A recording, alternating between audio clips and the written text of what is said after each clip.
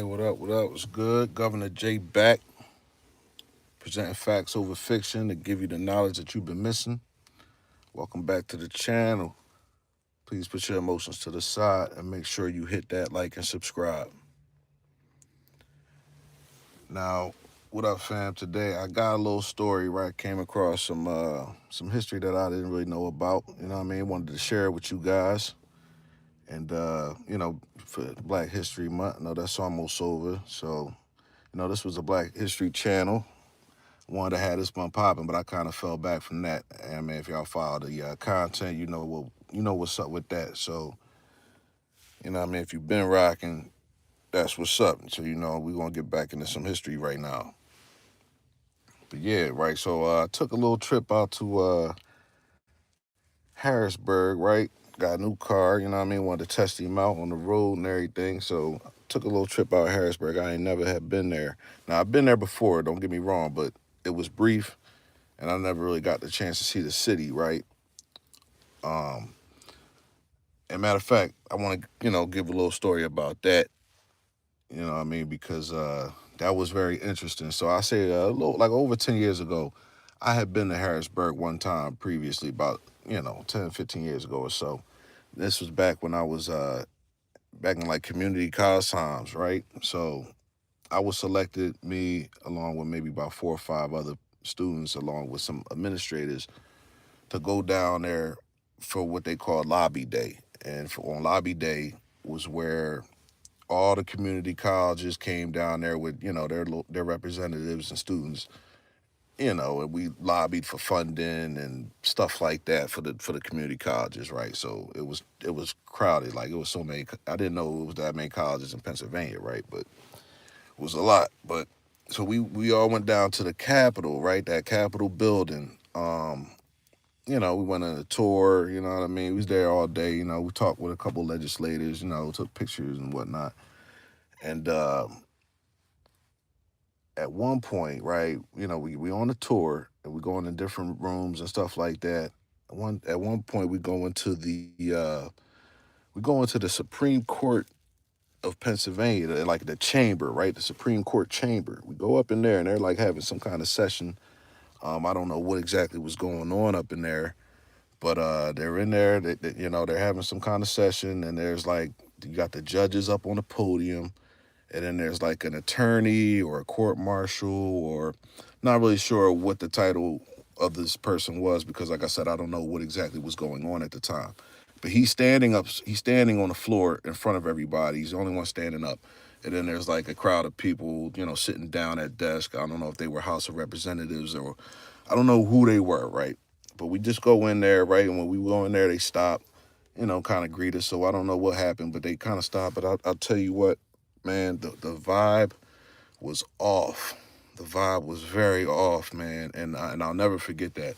And to be honest, it seemed very evil. It was spooky in there. It was very spooky in there, man. And I don't even know if some of them people, man, I don't even know if they was real humans up in there, man. The guy, the attorney dude was the closest person we got to, because basically we walked in, there was an aisle. They across in the front, in front of the judges, and they went back out the other aisle. Basically made a big U, and came back out. The attorney was the closest dude I got to, man. He was, he gave that little evil smile, man. It just didn't feel right, man. And when we walked up out of there, everybody kind of looked at each other, and then it was like an older sister or whatever. She was one of the forget what her title was, but she was in administration with the community college. She looked and was like, "Yeah, that was intense, wasn't it?" I'm like, "Intense, man." I'm like, man, I was kind of spooked out. I ain't gonna lie. I was a little spooked out. So that's something I'll never forget up in there. And oh yeah, they also had these very weird paintings on the wall, right? Some of the paintings, were somewhat biblical stuff, and then they had these other paintings that I'll never forget. And I got a chance to take a picture of a couple of them. They let us take a couple pictures, and there was this one painting that they had up on that wall, and all the paintings had like dialogue under them. Unfortunately, at the time, my camera phone was a little blurry, and I didn't get all the dialogue at the bottom, so I can't tell you what the story was that goes to all these paintings. But this particular painting, there's two of them I got pictures of, but there's one there's like a picture and they're like on a boat, right? So, all right, picture this. They're like on a slave boat. All right. So in the corner of the picture, you got some African slaves or whatever, right? They're on the ground, shackled up, hands and feet shackled up together. It's like 5 or 6 of them. Peep game. No, they all got gold all over them. You know what I'm saying? They all got chains on them. You know what I'm saying? Gold earrings, nose rings, a whole bunch of gold all on them. You know what I'm saying? But they still shackled up. And then standing up in the front, there's a European man on one side, and then on the side that with the slaves it's like a Arab dude. You know what I mean? It's like an Arab Muslim looking guy. He's dressed like an Arab. You know what I mean? So they're talking in front of him, and then behind the European dude, of course, he got like a couple goons with him. You know what I mean? He's like a couple guys with guns or whatnot. So I'll never forget that, right? I got that picture. I'll put it up, you know what I mean, maybe on a post. Shout out to Bella Red Cop and Jillian Crow. Shout out to y'all. Um, anyway, yeah, so they got that picture, and then the next picture is I got this other picture where there's so it's like a scene in a bedroom. You got a European man. He's got like his undergarments on, you know what I'm saying? Like, you know what I mean? And then you got like I figured it was like a European woman, but when I showed it to a few people, everybody kind of figured it was a lighter, fair-skinned Native American woman that's in the bed. She's like shying away like she's ashamed or whatever, and she's got the sheet covering her body. And then at the door, there's like a dark-skinned Indian man busting through the door. You know what I'm saying? And he's basically just got the little what's the thing that they used to, that the stereotypical Indians would wear, I guess, where they would just use like a flap to cover the genitals and the butt or whatever. Like he's basically dressed like that. And he's like busting in the door. And then there's like the white dude standing up there, you know what I mean? And I'm like, how do you got these pictures up here on the wall of the Supreme Court? You know what I mean? This is what they looking at. And there was a bunch of other little paintings too, don't get me wrong, but those were just, yeah, I'll never forget that, man. And the vibe was so off, man. I think this country's evil. I always thought it was an evil country, and that always kind of solidified it for me when I went up in that Supreme Court chamber or whatever. That vibe was just very, very, very, very spooky, man. Spooky, man. And them people didn't look real. I thought there was some reptilians, man. Like the same people that's always running stuff. Like, I'm like, man, what the hell? But so that's my first experience with Harrisburg, Pennsylvania. All right. Now let's get to this next trip. This next trip, you know what I mean? I'm out here. I finally get a chance to just ride out here and just go chill out or whatever, right? They ain't really got much going on out there in Harrisburg. I ain't gonna lie. Harrisburg, Pennsylvania is the gutter. Shout out to Harrisburg, though. I love it, though. You know what I mean? I love it. It's one of the few black cities in Pennsylvania. You know what I'm saying? And it's like a historic, you know what I mean? Been a long time, black folks out there for a long time. Now, I feel kind of bad because I done bypassed Harrisburg a couple times going to Pittsburgh. I done been to Pittsburgh a few times. Not too many, but a few. You know what I mean? But this time around, I said, let me go check it out. And I'm down there, and I did a little search for, like, what's the black history in Harrisburg. And I pull up, like a old school black Wall Street, 8th Ward or whatever, Harrisburg, where they talked about it was heavy on the Underground Railroad. You know what I'm saying? And it was popping. Everything with black businesses, it was right there in that area. You know what I mean? It was a couple blocks. It was a specific block called Tanner's Alley. Um, you know what I mean? Matter of fact, if y'all go to my post, I put a post up on I don't know if what's it called, the community tab. No, it's just a post on my page. If you go to post, I'll read it. You know what I mean? It's like a blog. So it says here, long before the grand buildings and manufactured grounds of today's Capitol complex, the area surrounding the Pennsylvania state capitol was home to one of Harrisburg's most vibrant neighborhoods, the Old 8th Ward. Located just south and east of downtown Harrisburg, the Old 8th Ward flourished in the 19th and 20th and earlier 20th centuries as a densely populated working-class community with a significant black American population, including formerly enslaved people, free black families, entrepreneurs, laborers, church leaders, and educators. The neighborhood functioned as a social and economic hub where black-owned businesses, barbershops, boarding houses, churches, and mutual aid organizations supported community life. For black residents, the Old Eighth Ward represented opportunity and relative autonomy during an era of widespread segregation and discrimination. Its businesses circulated wealth locally.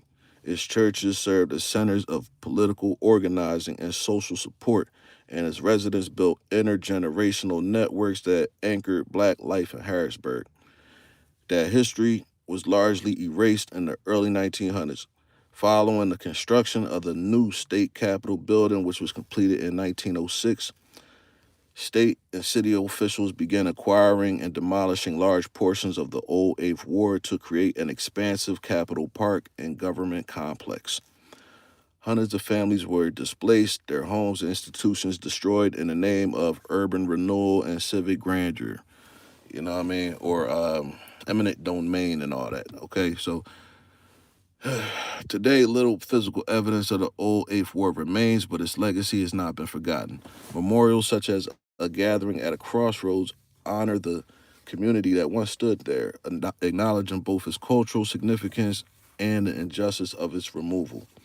The story of the old Eighth Ward is a powerful reminder that beneath Harrisburg's political landmarks lies a deeper history, one rooted in black resilience, community building, and ongoing struggle for recognition and justice. Man, so, you know what I mean? That's, you know what I mean? Just putting that out there. This was something I never knew. You know what I mean? And like I said, I think it's kind of crazy that they decided to build it right there, of course. You know what I mean? To destroy, what we did there, you know what I mean? What black folks been doing out Harrisburg for a long time. You know what I'm saying? So, big shout out to Harrisburg, Pennsylvania, man. Big shout out to Pennsylvania. It's my home state. You know what I mean? Shout out to Philly, of course. Shout out to the whole Delaware County. Shout out to everywhere out here, man. Everywhere I done been at and rode through, you know what I mean? Did my thing at. Matter of fact, you know what I mean? Matter of fact, just to put some time on here, man, I gotta give a big shout out to the whole PA. Everywhere I've been at, especially, man. You know what I mean? Shout out to everywhere I done been at. Shout out to everywhere, the whole Delco. Shout out to Chester, Darby. Shout out to all, you know what I mean? Shout out to everywhere, man. Shout out to Norristown. Everywhere I done been at and did my thing at, for real, for Pottstown. Shout out to Pottstown. Shout out to Allentown. Shout out to Reading. You know what I mean? Lancaster. Come on, man. Shout out to Harrisburg. You know what I mean? Shout out to Stroudsburg. You know what I mean? Shout out to Stroudsburg. Did my thing out Stroudsburg. Where? Come on, man.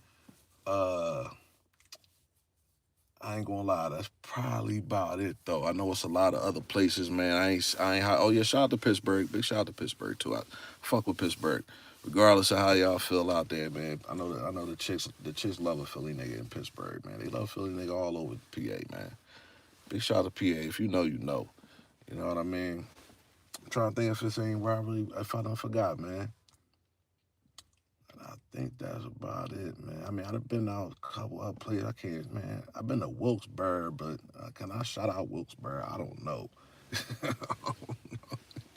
I don't know. I shouted you out. There you go, Wilkes-Barre, maybe. You know what I mean? But listen, man, I'm going to holler at y'all on the next one, man. This is just a little piece of information for y'all, man.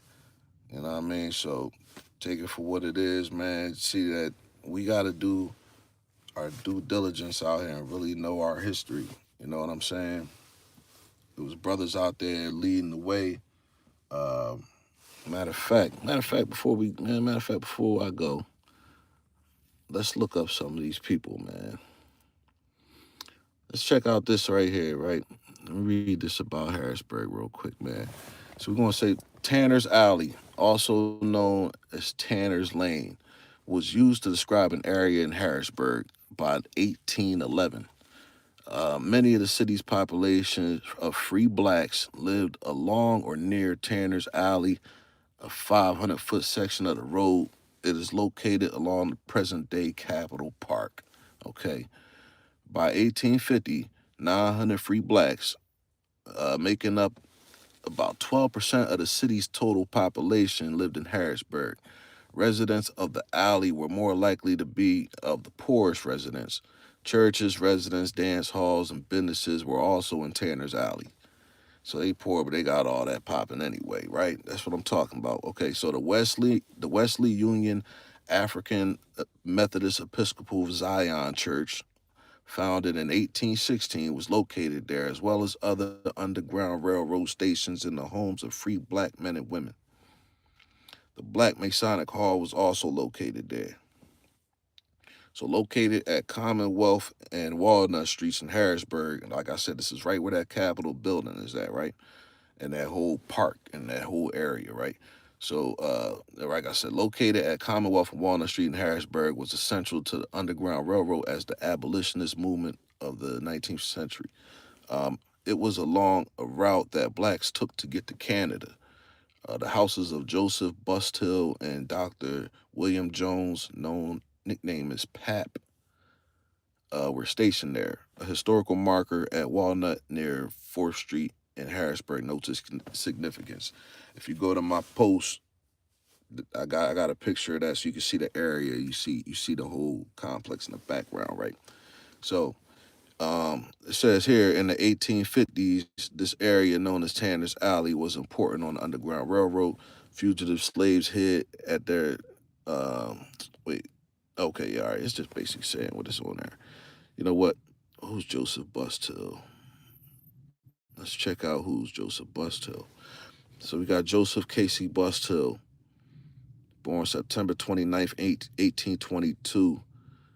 All right, he passed away on August 19th, 1895. He was a black American conductor in the Underground Railroad, operating primarily in Philadelphia to aid fugitive slaves, refuge slaves or whatever, refugees, whatever they call it.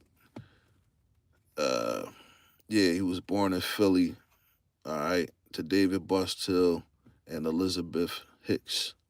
They were members of a prosperous family of free black people. His father had English, African, and Lenape ancestry. So basically, the whole African and Lenape. And yeah, he was basically black, right? Joseph's brother was Charles Hicks, who became prominent in the Underground Railroad. All right, so that's another brother. All right, let's just see what they got into. As a member of a group of activists at Longwood meeting in Kennett Square, maybe near Longwood Gardens, right? Joseph Bustill supported the efforts of some of the most outspoken abolitionists of antebellum America. According to historian Mary Ellen Snodgrass, employed he was employed as an educator at a school in Harrisburg. He also co-founded the first colored Presbyterian church, still standing as the Capital Presbyterian Church. Capital Presbyterian Church. Okay, that's the one that was right across the street? See, I wasn't sure if that was it. Wow. Okay. All right, and anchoring the life of her father. Okay.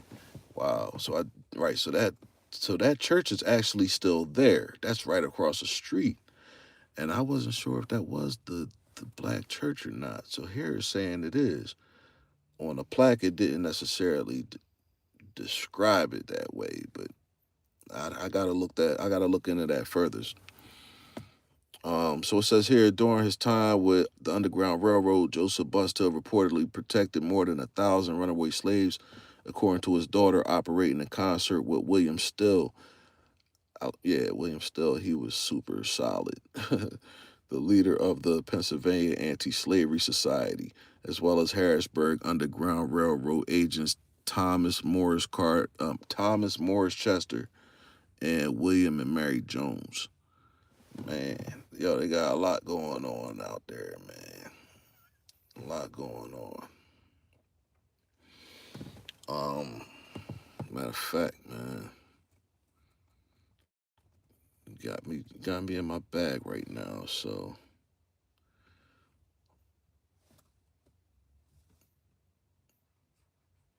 hold on, real quick. He say his brother was prominent. Let's see who is. His brother Charles Hicks. Let's see what they say about him. Okay, ain't got too much here. It just says he was a black American abolitionist and conductor on the Underground Railroad in Philly before the American Civil War. Um, he made his living as a plasterer, so basically kind of like a drywall, present day drywall, something like that. But Bustill, grandfather was Cyrus Bustill. He was a member of the city's prominent Bustill family. His children included Gertrude Bustill, Mazel, Maria Louisa Bustill, and the mother of Paul Robeson. Ah, okay. Wow. Okay. Interesting, man. You never know who's who, man. You never know who's who. Wow. All right, man. But listen, man, I'm gonna leave it here for now, fam. Um, if you check it out, oh yeah, he's also buried at Eaton Cemetery.